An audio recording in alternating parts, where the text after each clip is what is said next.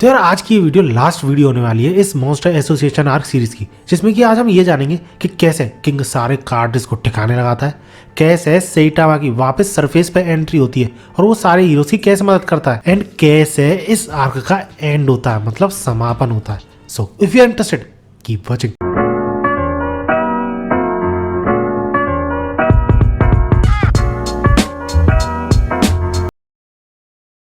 तो जैसे कि हमने पिछली वीडियो में देखा था कि कैसे किंग अपने किंग इंजन के थ्रू सारे कार्ड्स का टेंशन अपनी तरफ ले आता है और ऐसा करके वो सारे हीरोज को बचा लेता है, भले ही उसकी खुद की फटी पड़ी थी। लेकिन इस सब के बावजूद किंग उन सारे कार्ड्स की वजह से जो केओस फैल रहा था उस सबको रोक देता है अपनी इमेज, किंग वाली इमेज की वजह से, स्ट्रॉन्गेस्ट ह्यूमन ऑन अर्थ वाली इमेज की वजह से। लेकिन इसी बीच ब्लैक स्पम को काफी ज्यादा गुस्सा आ जाती है किंग पे, क्योंकि उसे ऐसा लगता है कि किंग उसे चींटी बराबर भी नहीं समझ रहा और ऐसा करके वो उसे नीचा दिखा रहा है, जिस वजह से भाई साहब ब्लैक स्पम सारे कंबाइन होके, मतलब 54 ट्रिलियन ब्लैक स्पम कंबाइन होके प्लेटिनम स्पम को जन्म देते हैं। और इसी पे पिछली वीडियो खत्म हो गई थी।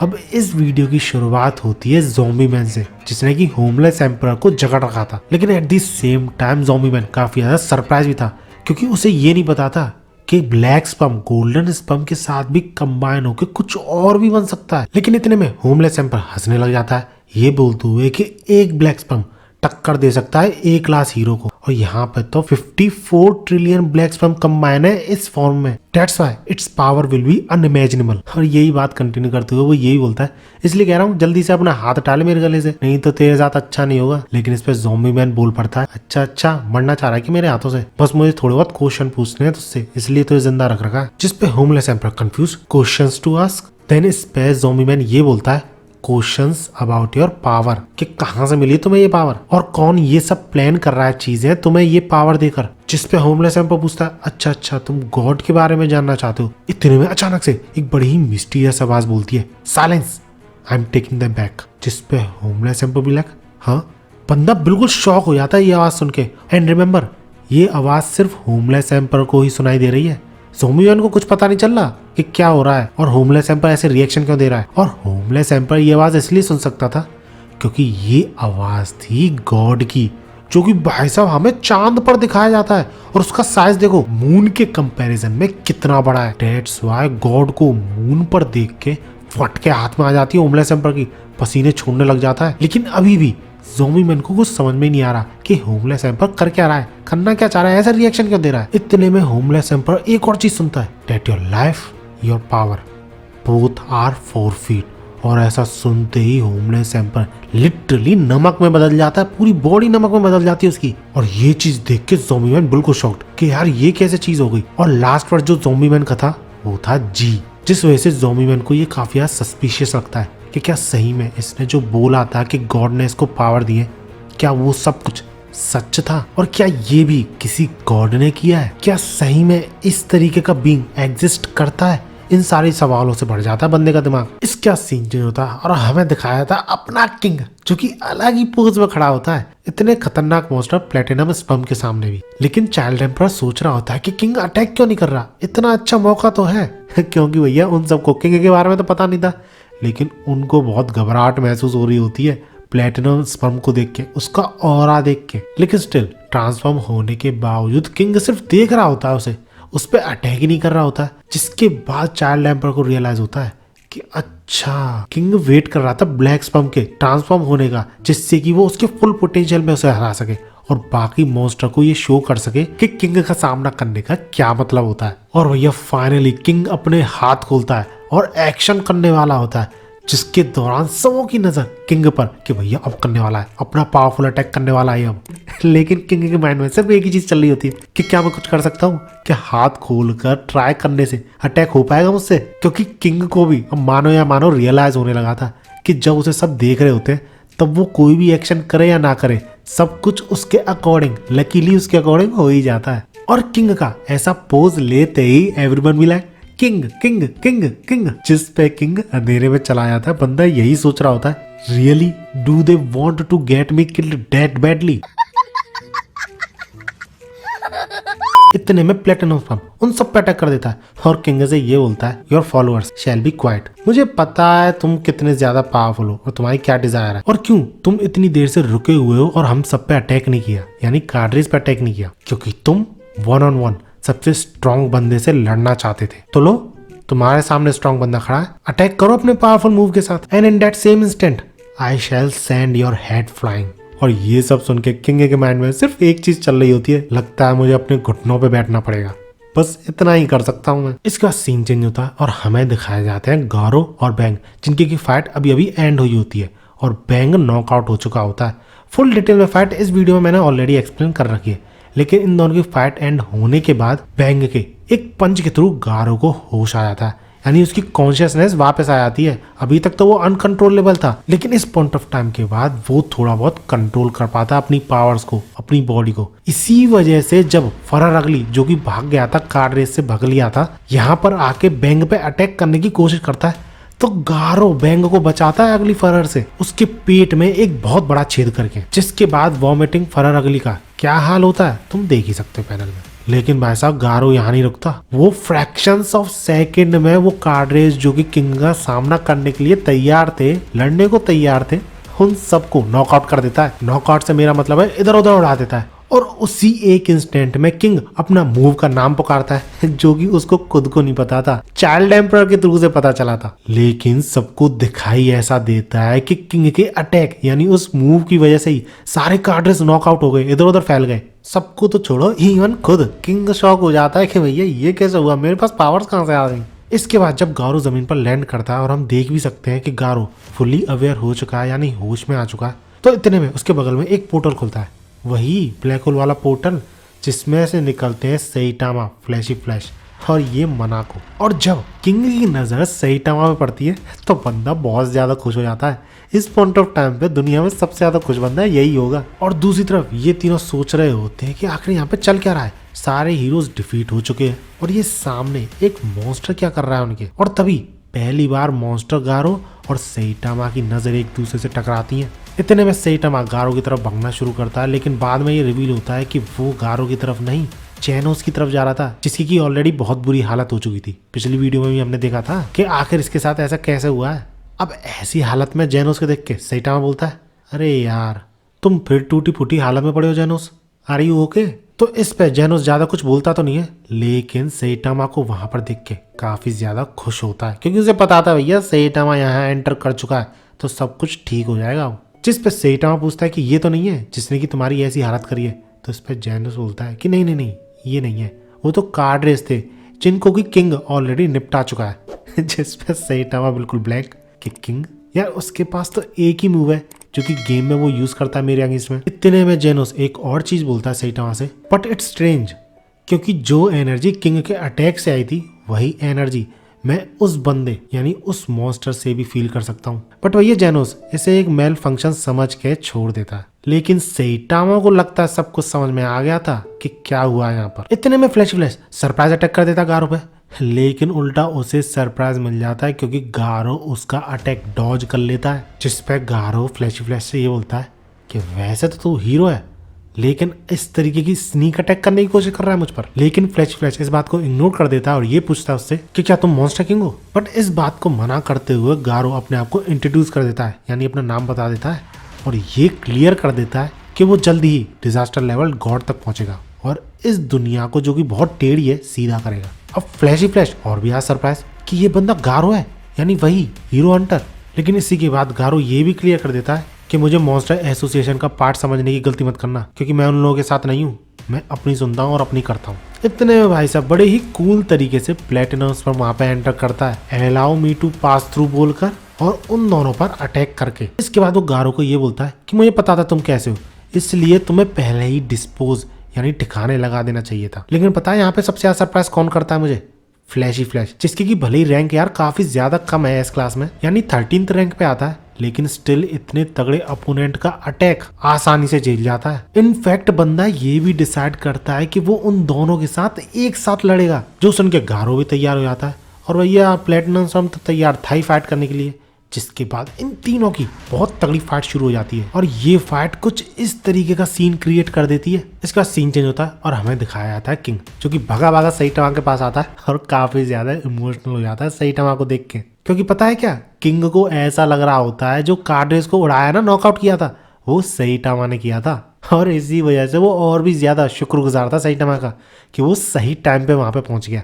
लेकिन वो तभी रियलाइज करता है कि बगल में जेनोस भी पड़ा हुआ है, तो इसलिए वो बात को संभालने की वही कोशिश करता है। सही में यार, सैटामा के बाद जो सबसे ज्यादा फनीएस्ट कैरेक्टर है इस पूरी मांगा में यानी इस एनीमे में, वो किंग ही है। इसके बाद किंग सैटामा को बताता है कि कैसे जेनोस ने अपनी ऐसी हालत कर ली है तात्सुमाकी को बचाने के चक्कर में। अब ये चीज सुन के सैटामा काफी ज्यादा खुश होता है, क्योंकि जेनोस हमेशा अपने लिए फाइट करके ऐसी हालत कर लेता था, लेकिन इस बार किसी की हेल्प करते हुए उसने ऐसी हालत करी है अपनी। लेकिन जेनोस ये बात सुन के ज्यादा खुश नहीं होता और वो ये बोलता है सैटामा से, लेकिन मास्टर जब टाइम आया तो मैं अपने आप खुद को सेल्फ डिस्ट्रक्ट कर ही नहीं पाया। क्या सही में मैं पहले से ज्यादा स्ट्रॉन्ग बना हूं? जिस पे सैटामा कैजुअली बोल देता है, अब जो तूने बोला मुझे ज्यादा समझ में तो नहीं आया, इसका मतलब ये है ना कि तुम्हारा ये पार्ट काफी ज्यादा स्ट्रॉन्ग बन चुका है, राइट? और ये चीज सुन के जेनोस काफी ज्यादा इमोशनल हो जाता है। बंदे को पहली बार सैटामा इतनी वार्मली एडमायर कर रहा है, उसकी तारीफ कर रहा है, जिसपे वो सैटामा से ही बोलता है, master it's all because of you and doctor Kusano. लेकिन सैटामा इस पे बोल देता है कि भैया मैंने कुछ नहीं किया। इसके बाद भैया हमें आसमान में बनता हुआ एक कॉन्स्टेलेशन दिखाया था, जो कि नॉर्मल कॉन्स्टेलेशन नहीं था। ये कॉन्स्टेलेशन बन रहा था 3 लोगों की फाइट की वजह से, फ्लैशी फ्लैश, प्लेटिनम स्पम और अपना मॉन्स्टर गारो, जो कि अभी भी कंटिन्यूसली फाइट करे जा रहे थे। कोई 2 जने एक दूसरे के साथ फाइट कर ही नहीं पा रहे थे जब तक तीसरा कूद जाया करता था बीच में। और जब गारो इन दोनों से फाइट कर रहा था तो वो ये महसूस कर सकता था कि वो बहुत ज्यादा करीब है अपनी फिस्ट को मास्टर करने के, वो बहुत ज्यादा करीब है। जितनी भी बैटल उसने अभी तक लड़ी है उन सब बैटल्स को कंबाइन करके अपनी एक टेक्निक बनाने के वो बहुत ज्यादा करीब है, जिसका नाम वो रखता है monster calamity god slayer fist. इसके बाद हमें एक एयरक्राफ्ट कैरियर दिखाया जाता है, जो कि ये एनालाइज करने की कोशिश कर रहा होता है कि ये आसमान में लाइटनिंग किस तरीके की है, क्यों प्रोड्यूस हो रही है। लेकिन तभी उनके सर पे एक प्रॉब्लम आ धमकती है और ये प्रॉब्लम उन्हें लगती है कोई नॉर्मल प्रॉब्लम है, कोई सरफेस की तरफ आ रहा है यानी वाटर सरफेस पर आ रहा है।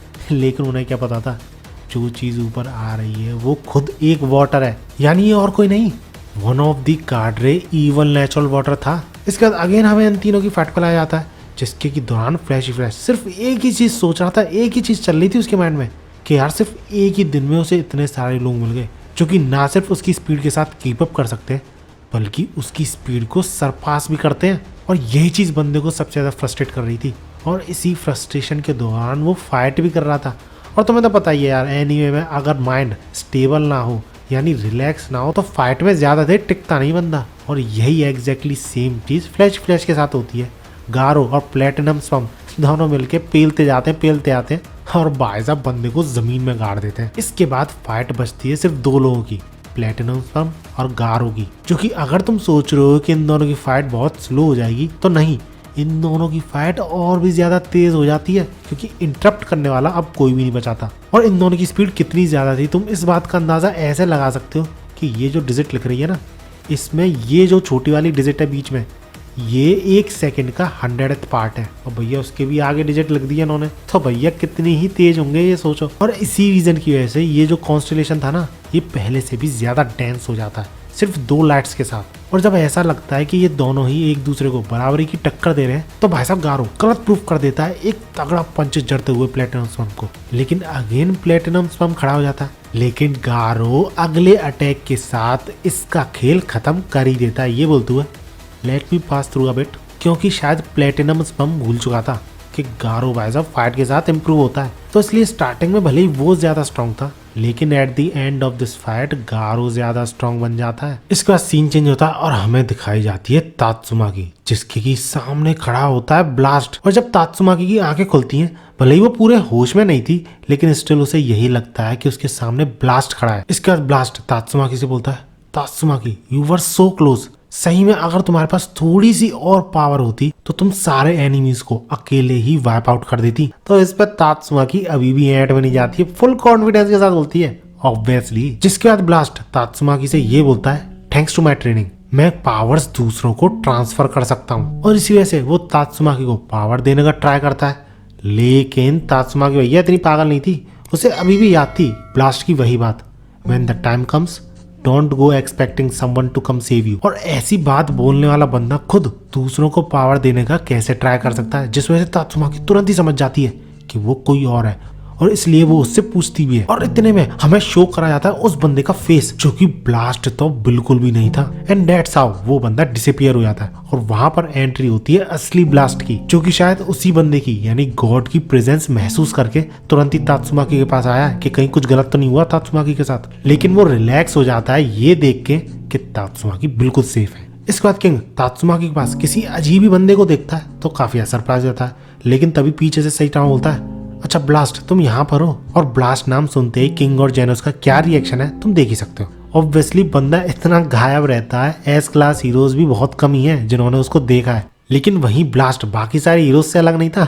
उसकी नजर में भी किंग सबसे स्ट्रॉन्ग बंदा था अर्थ का, इसलिए वो तात्सुमाकी को उसी को सौंप देता है कि उसका ख्याल रखे, और एक पोर्टल खोल के किसी और ही डायमेंशन में चला जाता है जहाँ पर कि कुछ लोग उसका इंतजार कर रहे होते हैं। मतलब समझ रहे हो, एवेंजर्स ज्वाइन कर रखे बंदे ने। अब इसके बाद लगता तो ऐसा ही है कि सब कुछ ठीक हो गया, लेकिन तभी इसके बाद एक और अनहोनी होती है। जहां पर तात्सुमाकी ने मॉन्स्टर एसोसिएशन को गाड़ा था, वहीं से एक और मॉन्स्टर निकलता है, सेंटिपीड मॉन्स्टर, जो कि जायंट सेंटिपीड से भी काफी ज्यादा बड़ा और काफी ज्यादा स्ट्रॉन्ग था। इतना स्ट्रॉन्ग कि इसका डिजास्टर लेवल भी अननोन दिखाया जाता है। यानी तुम यूं कह सकते हो कि ड्रैगन लेवल और गॉड लेवल मॉन्स्टर के बीच में आता शायद। अब जमीन पे तो ये मॉन्स्टर था, लेकिन पानी में इवल नेचुरल वाटर था, जो कि ऑलरेडी समुद्र के साथ मिल चुका था। और समुद्र के साथ मिलने से इसका भी डिजास्टर लेवल अननोन दिखाया जाता है। इसके बाद हम देखते हैं गारो ना आए देखता ना बाएं, जैसे ही ये मॉन्स्टर अपीयर होता है तुरंत ही उस पर अटैक करना शुरू कर देता है। और ऐसा नहीं था ये अटैक्स फालतू थे, ये अटैक्स वाकई में काम कर रहे थे उस मॉन्स्टर पे। लेकिन स्टिल पिछले सेंटिपीड की तरह इस सेंटिपीड पे भी इंस्टेंट रीजनरेशन वाली पावर थी, तो इसलिए आसानी से हील कर जाता है इन अटैक से। लेकिन प्रॉब्लम तब क्रिएट होती है जब गारो को दिखता है एक हेलीकॉप्टर जिसमें कि तारियो प्रेजेंट था। अब तारियो को देख के गारो थोड़ा रिलैक्स तो फील करता है कि हाँ चलो ठीक है बढ़िया रहा, ये ब्रेड बच गया। लेकिन उसे रियलाइज होता है कि ये मॉन्स्टर कहीं उस हेलीकॉप्टर के पीछे ना पड़ जाए, इसलिए उसे दूर भगाने की कोशिश करता है अपनी तरफ अटेंशन लेकर उसका। लेकिन ये मॉन्स्टर इतना भी बेवकूफ़ नहीं था, वो समझ जाता है कि गारो उस हेलीकॉप्टर से दूर ले जाना चाह रहा है उसे, इसलिए वो तुरंत ही बोल देता है गारो से कि अगर तुम जरा सा भी हिले अपनी जगह से तो मेरे पीछे ये जो वाटर वाला मॉन्स्टर प्रेजेंट है ये अपनी कैनन के थ्रू इस हेलीकॉप्टर को फाड़ के रख देगा। अब ऐसा सुन के गारो हिलता नहीं है और इन दोनों के ही अटैक्स को अपने ऊपर ले लेता है, जो देख के सेंटिपीड वाला मॉन्स्टर हंसने लग जाता है और ये बोलता गारो से, अब क्या हुआ, तेरा सारा कॉन्फिडेंस कहाँ चला गया, यू टाइनी फूल। लेकिन तभी इस सेंटिपीड मॉन्स्टर को ये रियलाइज होता है कि कोई छोटी सी चीज उस इवल नेचुरल वाटर की तरफ बढ़ रही है। एंड देन हमें ये रिवील होता है कि वो छोटी सी चीज और कोई नहीं, अपना टकला सैटामा है, जो कि लिटरली पानी पे ऐसे दौड़ते हुए जैसे कि वो जमीन पे दौड़ रहा है उस इवल नेचुरल वाटर या फिर बोलूं इवल ओशियन वाटर के पास पहुंचता है और सिर्फ एक सीरियस पंच के साथ ओशियन को 2 हिस्सों में बांट देता है। और ये भी कह सकते हो तुम कि उस इवल नेचुरल वाटर वाले मॉन्स्टर को भी 2 हिस्सों में बांट देता है, क्योंकि तुम्हें इस पैनल में उसकी 2 आंखें अलग अलग डायरेक्शन में जाती हुई दिख रही होंगी। अब ऐसा होते हुए देख के ये सेंटिपीड वाला मॉन्स्टर बिल्कुल शॉक्ड। इसके बाद सैटामा का ध्यान जाता है इस शिप की तरफ, जो कि हमें थोड़ी देर पहले दिखाई गई थी, और ये शिप ऑलमोस्ट डूबने ही वाली थी सैटामा के अटैक से प्रोड्यूस हुई वेव्स की वजह से। But there is no need to worry here when Saitama is there, ऐसी करके कुछ कोड था ना। सैटामा उस शिप की डेक पर जाता है और वो ये देखता है कि यार पकड़ने के लिए तो कुछ है ही नहीं, इसकी डायरेक्शन चेंज करने के लिए कुछ नहीं है। तो बंदा उसकी डेक में यानी शिप की डेक में अपने पैर गाड़ता है एंड गेस व्हाट, सर्फिंग शुरू कर देता है। लिटरली बंदा इतनी बड़ी शिप को अपनी बॉडी के साथ बैलेंस कर रहा है, कमर को आगे पीछे करके। और यार ये चीज काम भी करती है, और ऐसा करके सैटामा उस शिप को खतरे से बाहर निकाल लाता है। इतने में सीन चेंज होता है और हमें वापस ये सेंटिपीड दिखाया जाता है और इसकी फाइट गारो से दिखाई जाती है।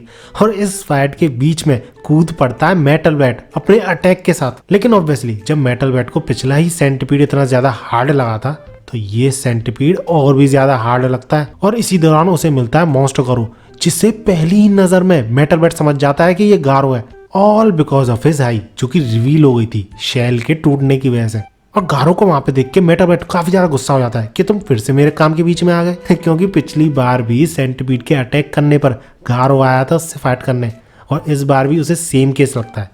लेकिन उसे जल्दी ही रियलाइज हो जाता है कि गारो उसके पीछे नहीं, उस सेंटिपीड के पीछे पड़ा है। इनफैक्ट ना सिर्फ सेंटिपीड से फाइट कर रहा है बल्कि लोगों को बचा भी रहा है, जो कि हेलीकॉप्टर के थ्रू इधर उधर घूमने लग रहे हैं। ये न्यूज वाले भी ना जहां मौका मिलता है वहीं घुस जाते हैं। अब इस न्यूज वाले हेलीकॉप्टर को बचाने के बाद जब गारो सेंटिपीड पे अटैक करता है तो उसके बाद मेटल बैट, जो कि काफी ज्यादा कंफ्यूज था, उससे पूछता है कि यहाँ चल क्या रहा है? हेलीकॉप्टर को बचा रहे हो, मॉन्स्टर होके एक मॉन्स्टर से फाइट कर रहे हो।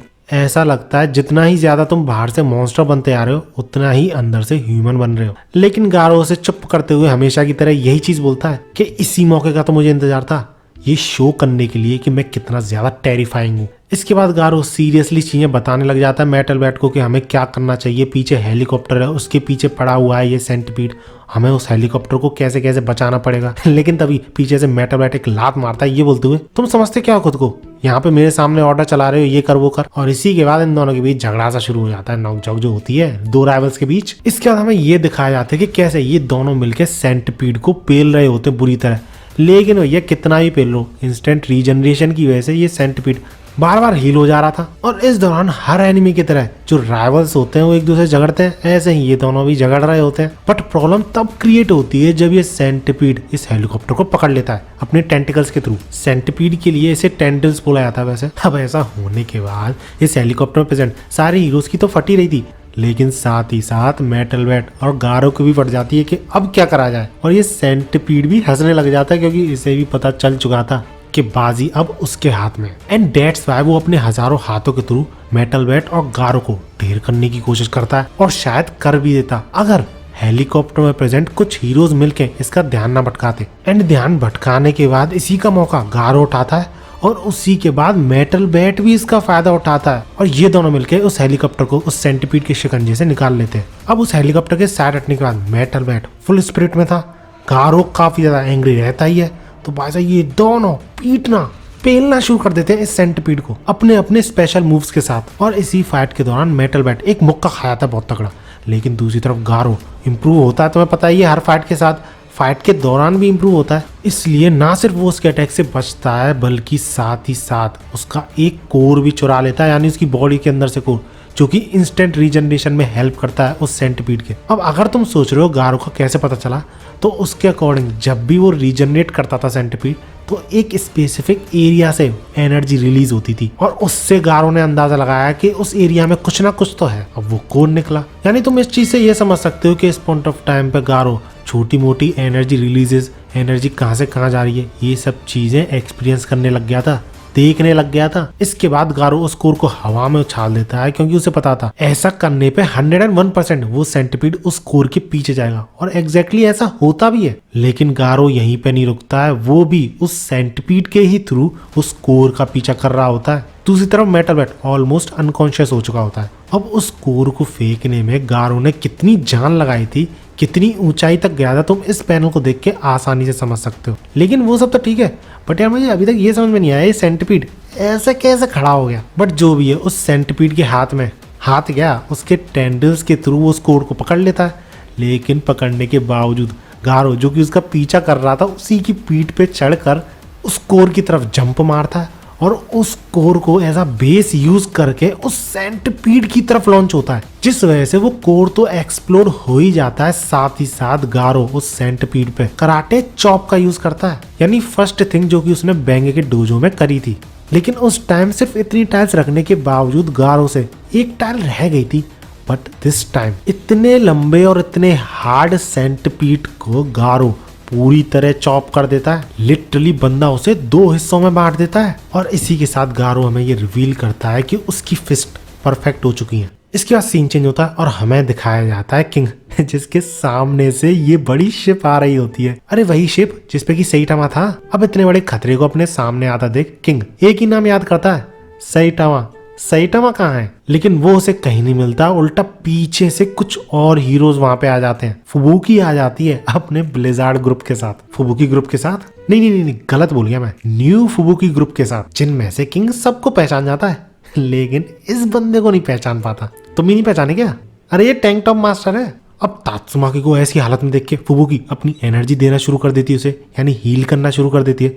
लेकिन इस सब का टाइम ही नहीं था क्योंकि सामने से आ रही थी शिप, जिस वजह से वो टैंक टॉप मास्टर की हेल्प मांगती है। And I don't know how tank top master उन सबको उठाता है और शायद भागने की कोशिश करता है या फिर उन्हें फेंकने की कोशिश करता है। लेकिन इतनी देर में किंग का ध्यान जाता है सैटामा की तरफ, जो कि कुछ ऐसे बैठा होता है। लेकिन भैया सैटामा को देखते ही किंग वाले ऑरा के साथ बोलता है, सीरियसनेस के साथ बोलता है, hold on, it's all right, we will wait right here. जिस पे फुबुकी और टैंक टॉप मास्टर दोनों शॉक। इसके बाद सैटामा जाता है उसी पॉइंट पर जहां पर कि उसने पहले अपने पैर गाड़ रखे थे, क्योंकि शायद वही जगह है सेंटर ऑफ मास थी उस पूरे शिप का। And by going on that spot Saitama सिर्फ एक झटके में उस पूरी शिप की डायरेक्शन चेंज कर देता है। लिटरली बंदे के लिए सर्फ बोर्ड से ज्यादा कुछ भी नहीं है ये शिप। लेकिन भैया शिप अभी भी नहीं रुकती, ऑब्वियसली सिर्फ डायरेक्शन चेंज करने से थोड़ी रुक जाएगी। इसलिए सैटामा तैयार होता है और खुद को बहुत तेजी से लॉन्च करता है उस शिप से, जिस वजह से वो शिप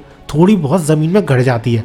और ऐसा करके सैटामा शिप भी रोक देता है और साथ ही साथ उसके पीछे आ रहा जो पानी था उसको भी रोक देता है। एंड हेंस ऐसा करके सैटामा सिर्फ एक दो मूव में उस शिप पे प्रेजेंट किंग के साथ खड़े हीरोज थे उन सबको शिप और वाटर से बचा लेता है। और पता है सैटामा लॉन्च होकर जाता कहां पर है? एग्जैक्टली गारो के पीछे। और सबसे पहली चीज सैटामा जो गारो से पूछता है, what are you suppose to be? And इसके बाद कुछ नहीं, सैटामा वर्सेस गारो शुरू होता है, जो कि डिटेल में मैंने इन दोनों वीडियो में कवर कर रखा है।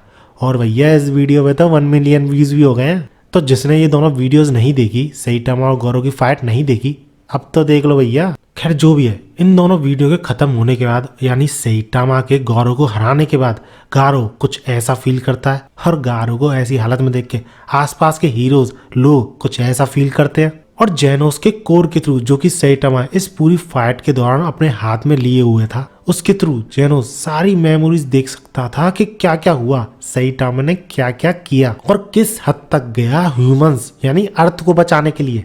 एंड ऑब्वियसली इस सब के बाद जेनोस की नजर में सैटामा और भी महान बन जाता है। इसके बाद हमें वापस दिखाया जाता है गारो, जिसको कि लोग मिलके पीट रहे होते हैं एक साथ, जो रोकने की मेटल बैट कोशिश तो करता है लेकिन पीछे से आ जाता है अमाई मास्क। जी हाँ, अमाई मास्क जिंदा है और वो ये बोलता है कि गारो को मरना ही होगा, एग्जीक्यूट होना ही होगा, क्योंकि पहले तो ये हाफ मॉन्स्टर था लेकिन एंड आते आते ही पूरा मॉन्स्टर बन चुका है। इसके बाद हमें डिस्कशन दिखाया जाता है कि आखिर गारो को हराया किसने, वो भी एक सिंगल पंच के साथ। इनफैक्ट सैटामा खुद भी ये बोल रहा होता है कि क्या तुम्हें पता है गारो को हराया किसने?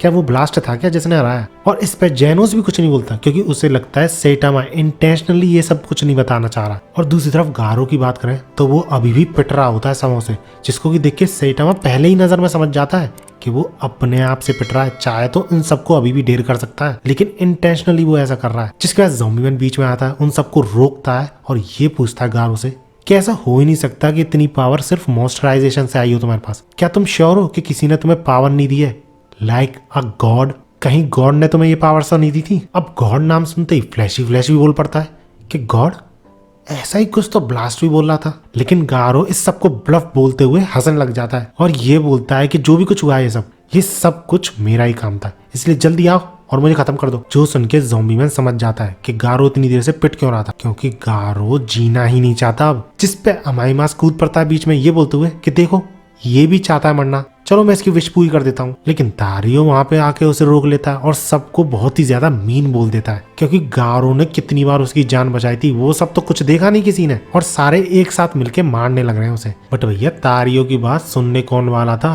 स्पेशली अमाई मास्क। और इसी बात पे बहस चल रही होती है सारे हीरोज के बीच कि गारो को नहीं छोड़ा जाता कुछ भी हो जाए, क्योंकि ये आगे चल के भी कुछ ना कुछ करेगा ही। बट तभी उन सबको बहुत जोरों की आवाज आने लगती है एंड अगेन ये आवाज थी किंग इंजन की, वो भी विद मैक्सिमम आउटपुट। और इसी सब के साथ किंग सबकी फाड़ देता है और सारे लोग उसे जगह दे देते हैं। लेकिन अमाई मास्क यहाँ भी नहीं रुकता, वो बोलने की कोशिश तो करता है किंग से कुछ ना कुछ, लेकिन किंग सिर्फ एक नजर में चुप कर देता है। लिटरली यार तुम देख सकते हो, कुछ भी कहो यार, किंग का रौला तो है, चाहे नकली सही पर है। इसके बाद काफी सारी चीजें होती हैं, लेकिन एट द एंड गारो को छोड़ दिया जाता है और गारो वहां से भाग जाता है। But point to be noted, Garo जब वहां से भागता है तो वो ये इतनी तेजी से करता है कि किसी को रियलाइज तक नहीं होता, इसलिए वो जहां पर था वहीं पर थी सबों की नजर। लेकिन सैटामा किसी और ही डायरेक्शन में देख रहा था, ऑब्वियसली जिस डायरेक्शन में गारो भागा था। इसके बाद सब कुछ एंड हो जाता है और सैटामा जेनोस से बोलता है कि जेनोस, सबसे पहले तो डॉक्टर कुसाने के पास तुम्हारे हाथ पैर सही करवाते हैं, क्योंकि उसके बाद हमें अपने अपार्टमेंट को ढूंढना है। कुछ बचा कुछ सामान हो तो भैया ले लें उसे। इसके अगले चैप्टर में हमें दिखाया जाता है कि कैसे गारो सुधर चुका है, तारियो भी इम्प्रूव कर रहा है अपनी नई लाइफ में, किसी से डरता नहीं है, हर बात पे रोता नहीं है। और जेनोस के ठीक होने के बाद सैटामा और जेनोस अपार्टमेंट का सामान ढूंढ रहे होते हैं। And that's how monster association arc ends. I hope तुम्हें ये वीडियो और ये पूरी सीरीज अच्छी लगी होगी। अगर हाँ तो यार लाइक जरूर करना है। ऐसी ही वीडियोस के लिए मेरे चैनल को सब्सक्राइब जरूर कर लेना। और इस वीडियो का टारगेट रखते हैं 10 के लाइक्स। करवाते नहीं हो यार टारगेट कभी पूरा। और अगर करा दिया तो मैं अगली वीडियो के साथ ही वन पंच मैन का अगला आर्क शुरू कर दूंगा।